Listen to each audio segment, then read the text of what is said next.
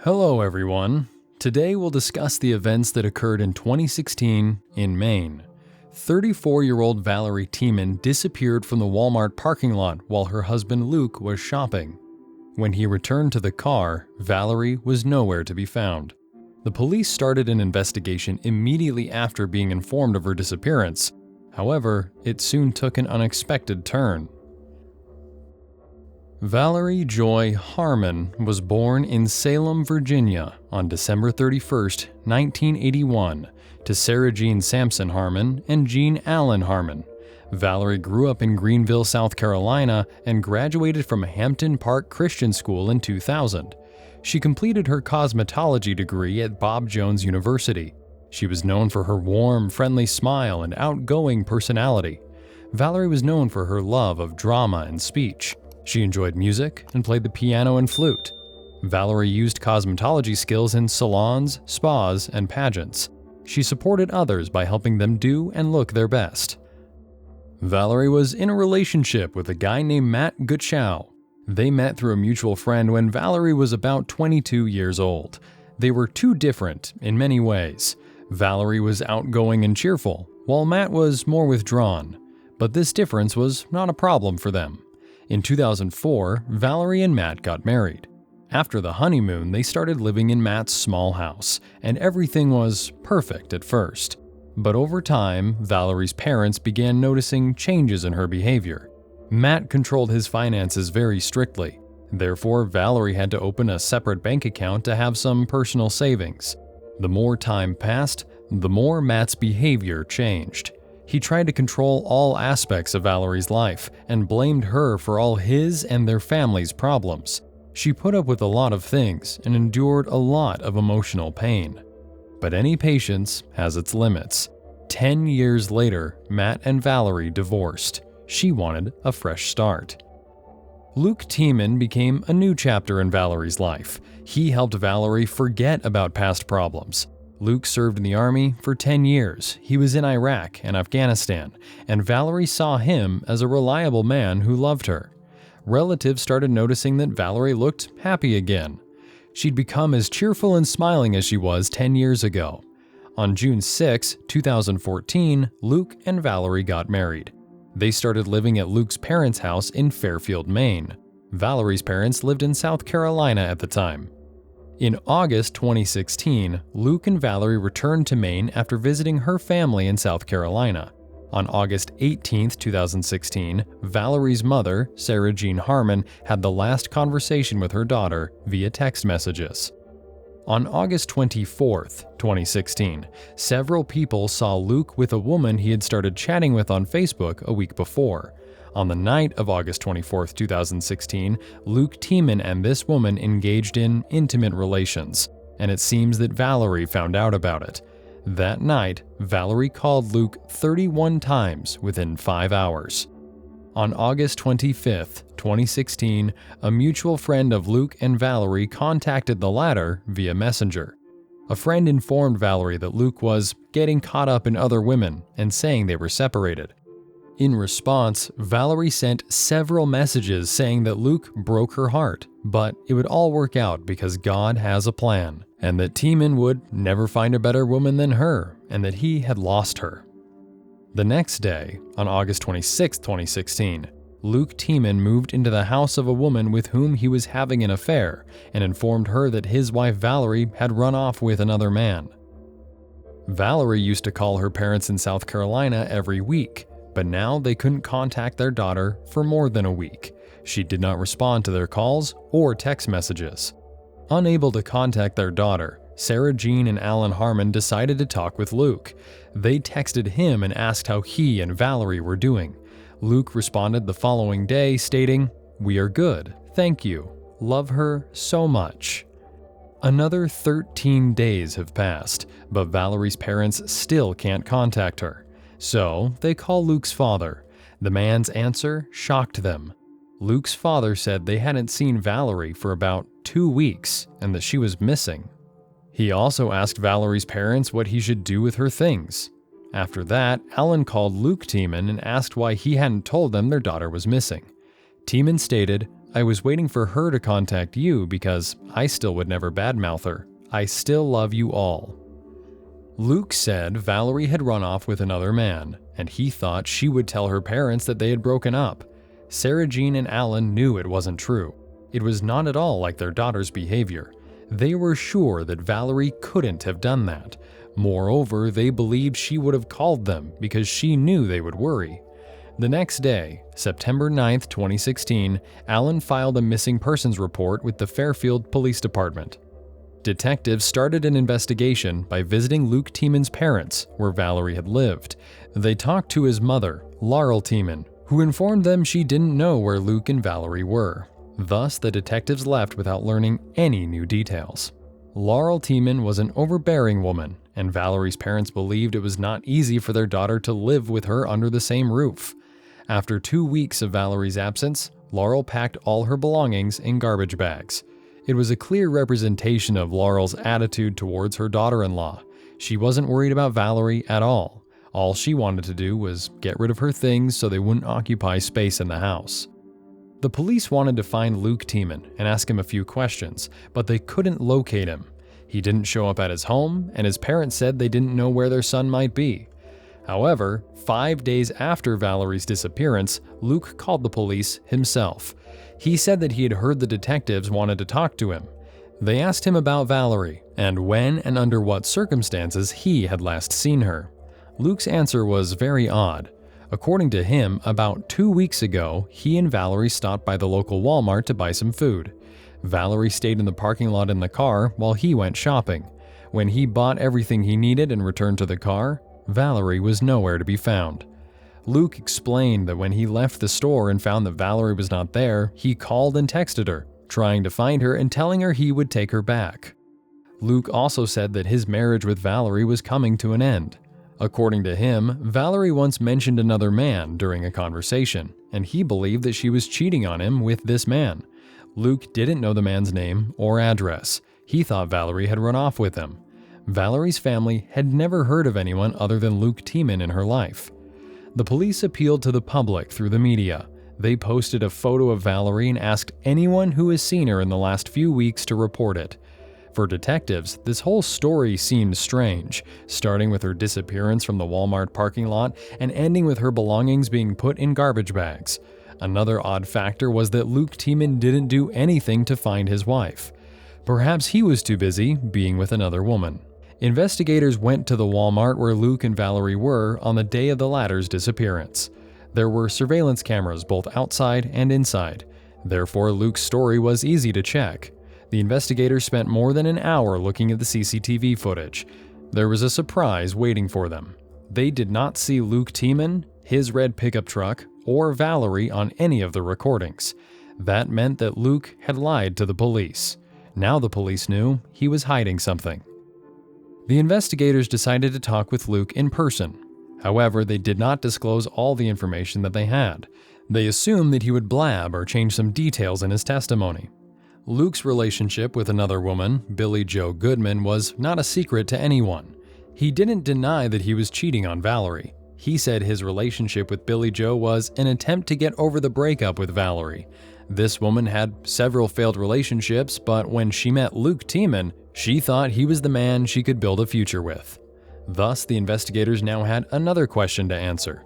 Could Valerie have become an obstacle between Luke and Billie Jo? Perhaps these two wanted to start a new life and decided to eliminate everything that could disrupt their plans. The police talked to Billie Jo. She said she thought Luke had divorced his wife. She told investigators that she didn't know anything about the disappearance of a Valerie Tieman. At the same time, the police received a tip from one of the locals. The man had found a driver's license in the grass in one of the parking lots. This parking lot was next to Billie Jo's home, and the driver's license found belonged to Valerie. The fact that Valerie's driver's license was near the house of her husband's new girlfriend raised many suspicions. Few believed that Valerie had run off with another man, throwing away her documents and leaving all of her belongings. On September 19, 2016, 10 days after Valerie's father, Alan, filed a missing persons report with the police, Luke Tieman gave an interview to the News Center, Maine. He told reporters the story about Walmart and that Valerie was not in the car when he returned. He did not know yet that Walmart's CCTV footage didn't confirm his story. Little red lights on. It's recording. My name is Luke Tieman, spelled Luctieman. Perfect. You just look right at me. So basically, I know we've kind of already talked about it, but if you just want to kind of sum up your last encounter with her, I guess, and if this is out of the ordinary for her.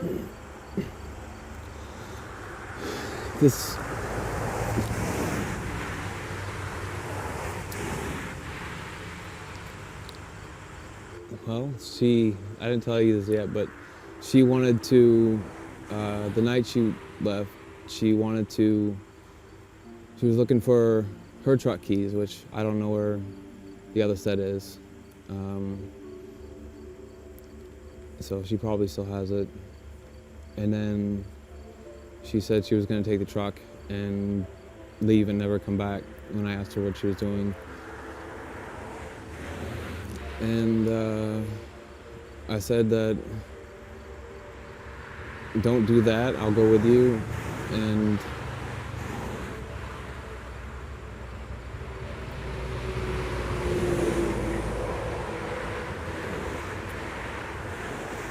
we went to Walmart and she wanted some food. And I asked her if she would come in with me and she said no. And when I came out, she was gone. So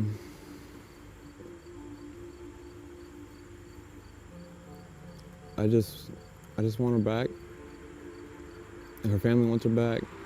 Done everything possible.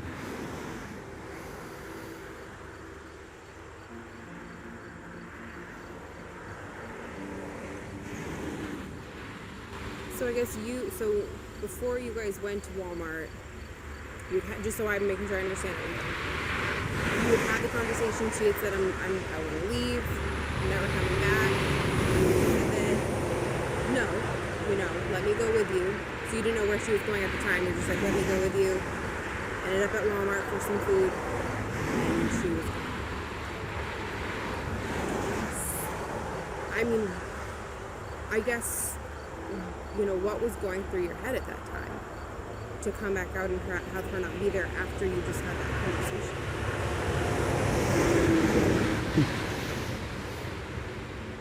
I don't really remember much after that, just running around looking for her.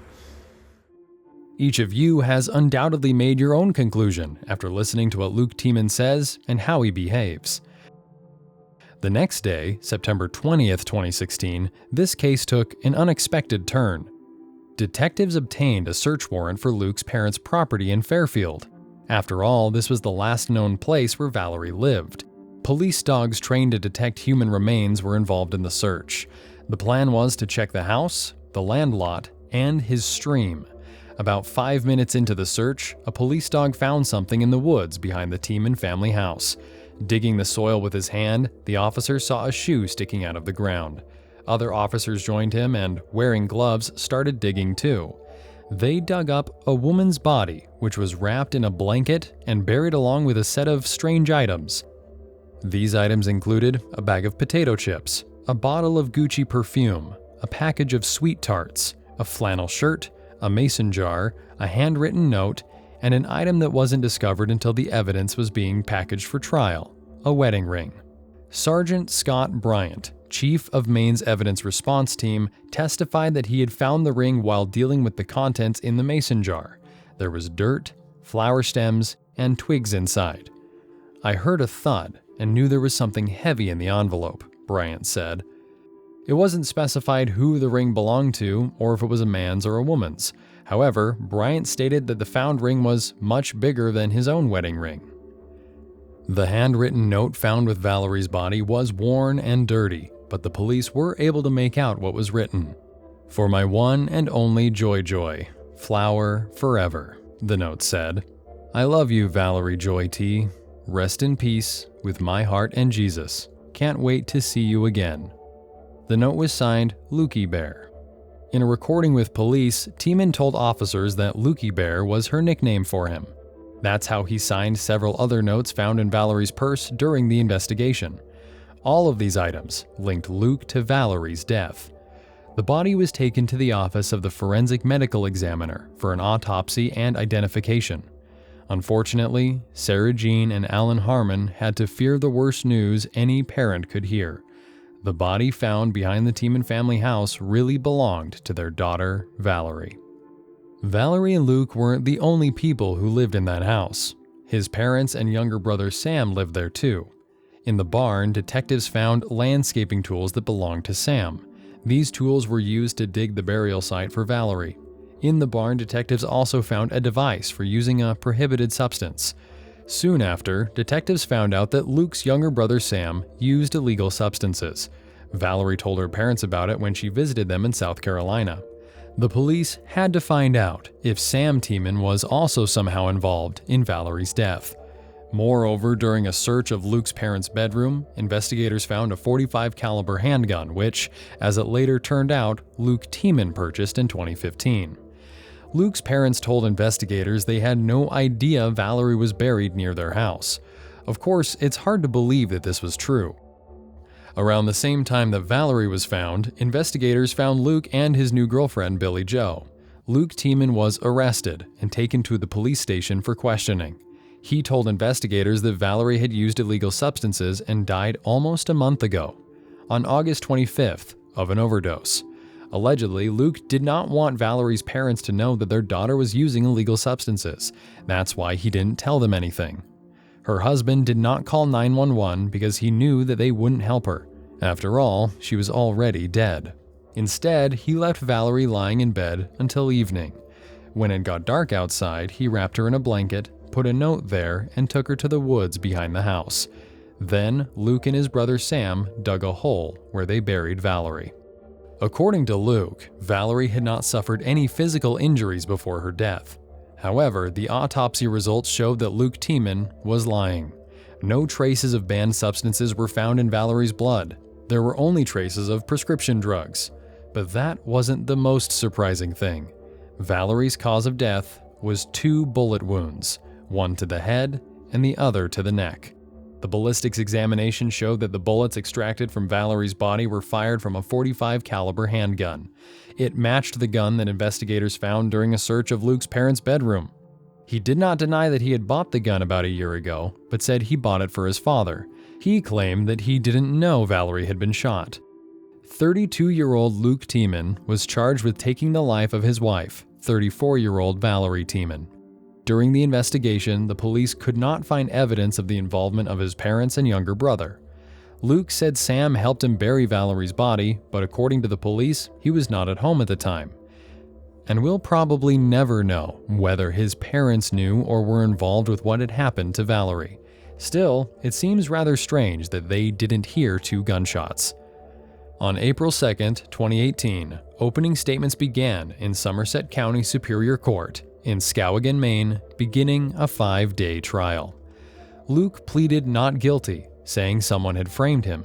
He stated he would not have left incriminating items like an engagement ring and a note near the body, but the examination linked all the items found with Valerie's body to Luke Tieman. There was also testimony from a computer forensics expert who reviewed the records of Luke and Valerie's phones. Records showed that Valerie's phone was last used on August 25, 2016, the day police believe she died. The detective spent most of his time explaining the procedure for tracking the cell phone usage and how that can help them determine where someone was at the time of a call. According to the records, Valerie called Luke 31 times on the same day he allegedly was with his new girlfriend, Billie Jo. Luke would only answer the last phone call, which lasted just over 13 minutes. Police believe he was home by the time the phone call ended. The following morning, Valerie would receive a message from another woman about Luke cheating on her. She wouldn't be heard from again after that. Tieman's defense questioned these phone records. Luke's younger brother Sam Tieman appeared in court to testify against his brother. Luke told the police that Sam had helped him bury Valerie, but Sam told the jury he had nothing to do with it. In fact, the 28-year-old Sam was working 2 hours away and had his work log to prove it. Sam told the court that he heard his brother tell police that he'd been an accomplice and decided to confront Luke about it. When he asked Luke why he told police what he did, Sam claims Luke said, "What else do you do with a dead body?" Police continued to question Luke Tieman about who shot Valerie, even pointing the finger at his brother Sam and his parents. They wouldn't be able to do something like that, Luke told them. The officers questioned whether Luke may have blacked out due to his PTSD. He had previously told police that sometimes his PTSD would cause him to break out in a rage that he wouldn't remember afterwards. Witnesses presented by the prosecutor in court spoke in detail about the life of Luke and Valerie Tieman behind closed doors, testifying that the couple used a lot of illegal substances, and Luke told people he was getting divorced around the same time that Valerie disappeared. The ex-girlfriend of Luke's younger brother Sam, Jackie Spencer, told jurors she had a great relationship with the couple. She was even the maid of honor at their wedding. Spencer testified that she saw Valerie and Luke using many types of illegal substances together. Spencer said Luke started sending her a lot of text messages around the time that Valerie disappeared. She said she always had felt he wanted a relationship with her. "He would tell me he always felt like there was a connection with me," Spencer said. "He always wanted to meet up or hang out." In addition to witnesses who had personal relationships with the couple, jurors were also shown more evidence from the crime scene. A video played showed the roughly 3-minute walk from where Valerie's body was found to the Tiemans' home. The officer walked through thick forest on an overgrown ATV trail, something commonly seen behind many homes in rural Maine. Members of the evidence response team testified about their findings at the Tieman residence. Luke's defense was quick to object to some items, including gardening tools that were discovered in a shed near the property and a .45 caliber handgun obtained from one of the rooms in the home. Stephen Smith, Tieman's defense attorney, made the argument that the state assumed the gun and ammo were used by Tieman because they were found in the home, pointing out that they never verified who the items actually belonged to, alluding to the possibility of someone else in the house having access to it. Luke Tieman delivered his closing statement on the 5th day of the trial. He testified against the objections of his lawyer. Tieman admitted to changing his version many times. He told the jury that he told investigators several stories to protect his parents. Luke said that the detectives forced him to give a false testimony. He said he had no motive to take his wife's life, and that there was no DNA evidence linking him to the crime scene. Prosecutors stated Tieman was the only person who could harm Valerie, and all the evidence pointed to him. The jury deliberated for less than an hour before finding Tieman guilty. The verdict was announced on May 11, 2018. In her statement at the sentencing hearing, Valerie Tieman's mother said, "The heartache and grief are real. I am overwhelmed with disgust to know that Luke still denies what happened. He's an evil-hearted man, and for that reason, he deserves a sentence of life in prison." Luke Tieman's mother also spoke on behalf of her son. She asked the court to consider the whole life of our son, Luke Tieman. I don't ask you to ignore evidence, but I ask you to consider the whole person, and I ask you to balance justice with mercy. Tieman cried when his mother and father begged the judge for mercy. His mother, Laurel Tieman, said her son was changed when he returned home from 3 combat tours in Afghanistan and Iraq. She said she wasn't looking to use his post-traumatic stress disorder as an excuse, adding, "I'm asking for understanding." Luke Tieman was sentenced to 55 years in prison, although Valerie's parents hoped for a life sentence. Tieman's defense did not use post-traumatic stress disorder to get a lighter sentence for him, and this fact greatly surprised the lawyer of Harmon's family. Tieman appealed, but it did not bring him the desired result. While in prison, he changed his testimony once again, but this didn't help him either. What do you think prompted Luke Tieman to bury various objects with Valerie's body? Share your opinion in the comments, and thank you for watching this video to the end.